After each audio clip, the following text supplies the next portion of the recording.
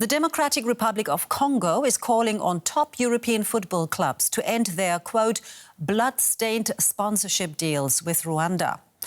Arsenal, Bayern Munich and Paris Saint-Germain have all signed multi-year, multi-million-dollar agreements with Rwanda to promote it as a tourist destination. The Visit Rwanda logo can be seen on player sleeves and in stadiums across Europe. The plea comes as thousands have been killed, injured or displaced by M23 rebels in eastern Congo. Despite repeated denials, the UN, the G7 and others say Rwanda is backing the offensive. According to one UN report, as many as 4,000 Rwandan troops are active in Congo.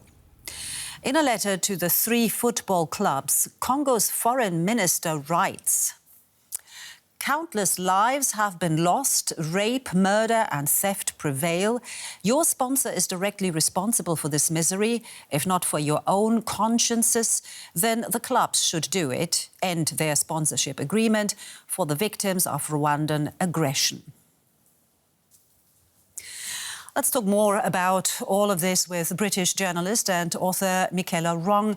She has written several books on Africa. She joins me now from London. Good to have you with us. Good evening. Now, in her letter, which we just read out, Congo's foreign minister accuses the football clubs of being directly responsible for the misery in her country through their sponsorship deals. What do you make of this accusation? Well, I think it's undoubtedly a fact that these sponsorships, along with a whole range of other contracts and deals done with sports organisations around the world, have acted to sanitize Rwanda in the eyes of the world.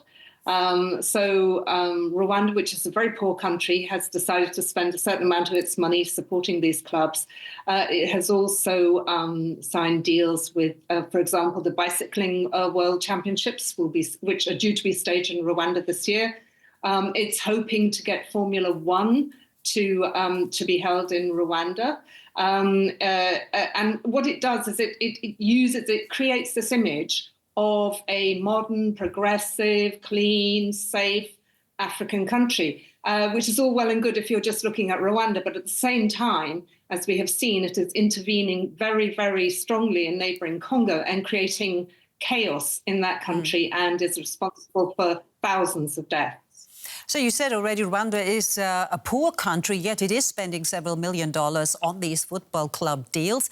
How are you expecting those football clubs, Arsenal, Bayern Munich, Paris Saint-Germain, to react? Should they cancel their sponsorship contracts with Rwanda? Is that feasible?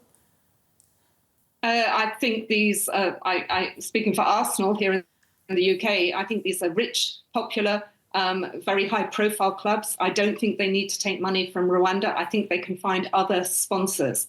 And I would encourage them to do so, because there is something very jarring about seeing these slick deals being signed, and we see these sexy young footballers, you know, going out to Congo, shaking the hand of President Paul Kagame, shaking hands with somebody who's been accused of being behind, you know, mass atrocities and massacres and murder inside Congo and in his own country, and therefore helping him to whitewash his image. Now, last week, Britain's foreign minister told Parliament that Rwanda receives $1 billion in foreign aid annually, and 32 million of that come from Britain. But he warned that aid is now under threat when you, quote, attack your neighbours. Let's just listen to a short soundbite from his address. Ultimately, however, we need a political solution. We know that M23 rebels could not have taken Goma without material support from Rwandan defence forces. Now, the G7 and the UN have condemned Rwanda's backing of the rebels and called on it to stop. Should development aid cooperation with Rwanda be put on hold? Well, I'm one of the many analysts who write about the region who've been calling for this for a while. I understand, by the way, that Germany has suspended talks on bilateral aid with Rwanda, and that seems to me very fitting. The point is that there was a similar situation in 2012 where M23, which is backed by Rwanda, heavily armed, takes many of its orders from Rwanda, had encircled Goma. And then there was a united donor front by the partners that Rwanda relies on for its foreign aid. And they said, if you carry on doing that, that's the end. $240 million worth of aid was frozen. And very, very quickly, that M23 force dispersed and its fighters went back to Uganda and Rwanda.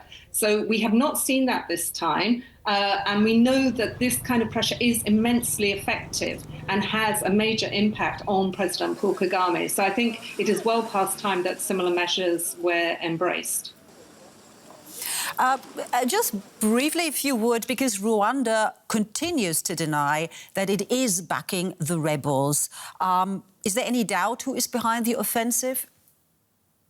There's absolutely no doubt. We've seen endless numbers of reports by a UN group of experts. We've seen the same message coming from the US, from the EU, from Britain, from France, from Belgium. And, we had an emergency meeting at the UN Security Council on Sunday in which delegate after delegate, ambassador after ambassador was saying, we know that the M23 is back to the hill by Rwanda. And not only that, they were saying Rwandan troops are inside Congo.